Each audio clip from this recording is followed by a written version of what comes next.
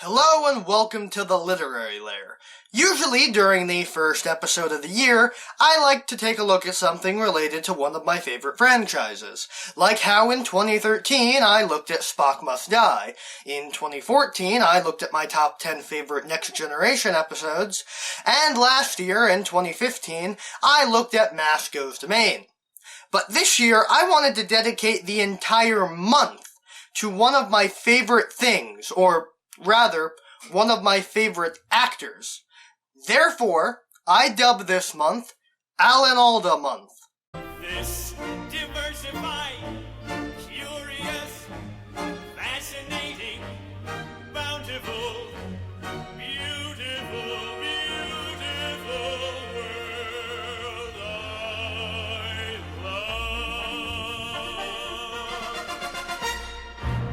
So, what are we going to look at for this month? Well, a varied amount of stuff, ranging from different bits of his career. But for the first week, since this is the Literary Lair, we're going to take a look at one of the books he wrote, which is his first autobiography, Never Have Your Dog Stuffed. Now, this is going to be a sort of a different episode, kind of like the Salmon of Doubt review, since this doesn't exactly have a plot aside from chronicling his life. I'm going to pick a few bits from it that I connected with the most, and not give a summarization of his life. Although, trust me, if I had the time and resources to do so, I totally would. The book, published in 2005, chronicles his childhood, early experiences as an actor and a father, and a whole bunch of other interesting stuff about his life. Let's get to it.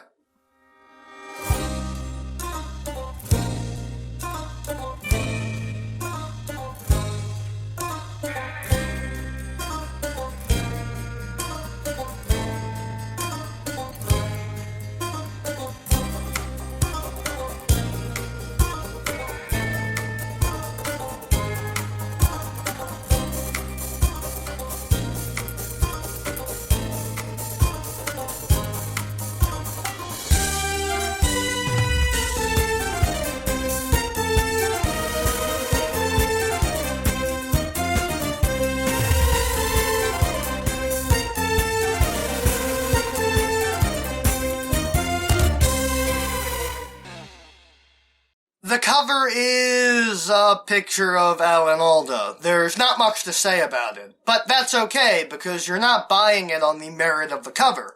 You're buying it based on the name. So let's get to the story. Like any good story, Alda starts at the beginning, with his childhood. Although, I'll give it to you, he has the best opening line that I have ever read, and it really drags you into the story. My mother didn't try to stab my father until I was 6. Damn! And I thought Franz Kafka had the monopoly on amazing opening lines. I never thought it would be possible to beat a dude turned into an insect. Anyway, yeah, the whole stabbing thing. Alda's mother suffers from schizophrenia, but because until recently, and some would argue that still today, there's a stigma against mental illness, and so they never did anything about her illness because of that stigma. Although, that wasn't the only thing that caused him to have an abnormal childhood. His father, Robert Alda, was a burlesque actor, and he took his family on the road as he acted in shows, meaning that Alan Alda has always been around actors and showbiz even when he was a kid.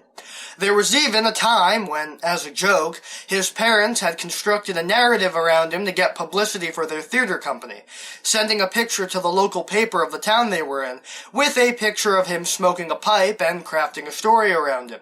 The Aldas truly were parents of the year. I kid. They did a pretty good job of raising him, especially after Robert Alda became an actor and they moved to Hollywood so he could act in Rhapsody and Blue. They even got Alan a dog, which they named Rhapsody after the movie. But every good thing has to be followed by a bad thing. Because this was prior to 1955 and the vaccine hadn't been invented yet, Alan fell ill with polio. Unlike a lot of other children, he did come out of it without any lasting effects, having full mobility. But it was, of course, a strenuous experience for him, as the treatments were experimental, and required his parents to cover his limbs with hot strips of wool.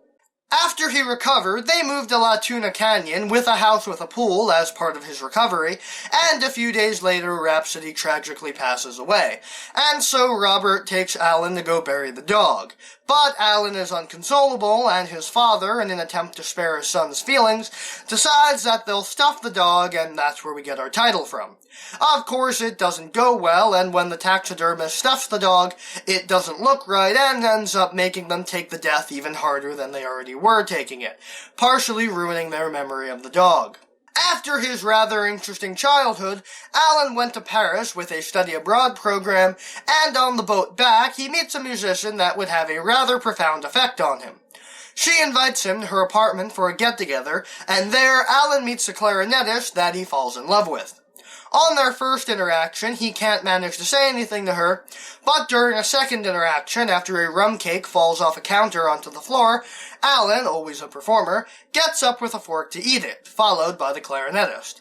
The clarinetist, Arlene, and him get together soon after. Afterwards, Arlene joins the Houston Symphony Orchestra and Alan joins the ROTC, and they spend their weekends together while Alan is technically AWOL.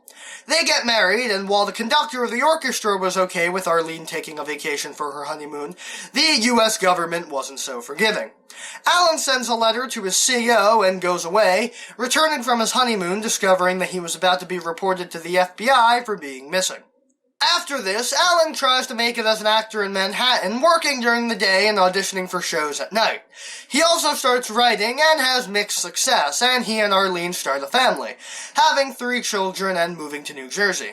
He does many shows, including The Apple Tree, which is where I got the song for the intro sequence from, and then he starts breaking into film, and is offered a role in a film that would shoot at an actual state prison in Utah. The shooting was, of course, a little stressful, as all of the extras were played by actual prisoners, and the director didn't make it any less stressful for him, and would repeatedly joke to the prisoners throughout shooting that if they wanted a ticket for an easy escape, they should just take Alda hostage. Alan was a little nervous as a result, and they nearly took the director up on his offer. At the end of shooting, 2 inmates came up to him and nearly took him hostage before a guard came over and defused the situation. Once shooting on the prison movie was done, Alan took a plane to California to talk with 2 guys about being the lead in their TV show about doctors at an army hospital during the Korean War. But it's not like that show ended up going anywhere, so we're just gonna skip over that part. Of course, that show ended up being MASH, which is my all-time favorite television series ever. In my opinion, the show has no bad episodes, and this is the part of the book that was my absolute favorite, because of how it chronicles Alan Alda's journey into becoming not only Hawkeye, but a driving force on the show as a writer and director. One of my favorite bits is how he writes that he wasn't sure who Hawkeye was until he was on set for the first day of shooting, and it just came to him while he was walking across the compound.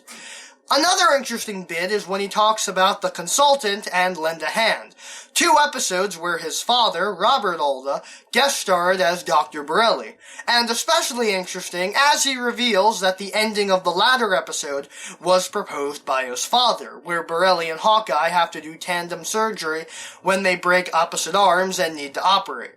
After that, he talks about the night that the finale, Goodbye, Farewell, and Amen, aired, which was the most watched American TV broadcast for a while, up until a fairly recent Super Bowl. According to him, the cast got to see the finale a few hours before the rest of the country, and so, when they went out for dinner afterwards, the streets were completely empty, because everyone was watching MASH. After MASH, but unfortunately not on After MASH, Alda continued to write and direct, working in film with The Four Seasons and Sweet Liberty, and then was invited to host Scientific American Frontiers, an educational show on PBS, which they have a lot of episodes online, and I highly recommend watching it. It's a really good show. Anyway, this leads us to the last story from this book that we're talking about. During a trip to an observatory in Chile, Alan fell mysteriously ill and nearly died, as he was suffering from intestinal obstruction. It's very interesting, and Alan still manages to lighten the mood when the doctor explains what they'll be doing during surgery, as it was very similar to the surgeries that Alan had pretended to do for 11 seasons on MASH. He ends the book talking about how he's living a second life and appreciating it more since the experience in Chile, and advises the reader to never stuff their dog. And that was Never Have Your Dog Stuffed. Was it good? Yeah. It was very interesting and just made me admire him even more, seeing a very candid account of how it is to be an actor, and told me more about how he is as a person, which I enjoyed a lot. Now, while I do recommend the book, I also recommend the audiobook, read by Alan Alda himself. I know at this point you expect me to tell you that this episode is sponsored by Audible, but it's not. Not that I'm against that, but this isn't sponsored. I'm just making a recommendation. I picked up the audiobook when I wanted to read the book, but also wanted to hear it narrated by him, and I don't regret it at all. The audiobook is so good because, yeah, the book is good and has a lot more content, but the stuff sounds so much more powerful when it comes out of his mouth. It's so powerful that when I finally did read the book in print, I could read it not only in his voice, but also remember where I was when I was listening to the audiobook. And it's definitely worth the investment. I don't have a definite number, but I have listened to it in full at least 5 times since I bought it last June. And if you're wondering why I didn't talk about his other autobiography, well, I was planning on talking about it. But when I was writing the episode, intending on talking about both of the books, I ended up having a lot more to say about this book, and I figure that I shouldn't exhaust my supply of Alan Alda books just for the theme month. I might want to come back and talk about it some other time. Anyway, that's all the time we have for today. If you'd like to see more of the Literary Lair, you can hit that subscribe button, and if you have any comments or complaints about the video, you can put those in the comment section below. And if you enjoyed this video, show it to your friends and share it around the internet, and maybe consider supporting the show on Patreon. I'll see you next time for another week of Alan Alda Month.